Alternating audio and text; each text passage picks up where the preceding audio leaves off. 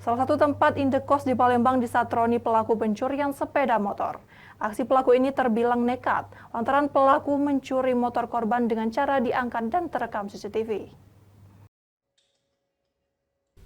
Beginilah aksi pelaku pencurian sepeda motor saat terekam kamera pengawas milik salah satu kos-kosan yang terletak di Jalan Jaya 7, Kelurahan 16 Ulu, Kecamatan Seberang Ulu 2, Palembang.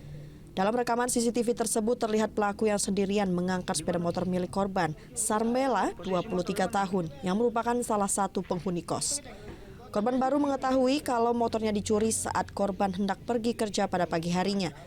Menurut salah satu teman korban, kalau motor temannya itu dicuri pada pagi hari pukul 4.30 pagi waktu Indonesia Barat. Sementara motor tersebut sudah dalam keadaan terkunci.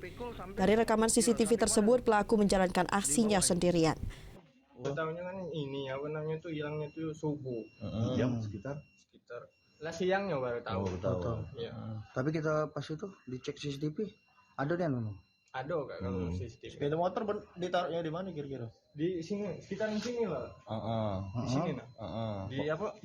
Diangkat ya. Yang ketua. Kejadian ini sendiri telah dilaporkan korban ke pihak kepolisian Seberang Ulu 1 Palembang. Untuk pelaku, kini masih dalam pengejaran petugas. Dari Palembang, Muhammad David, iNews melaporkan.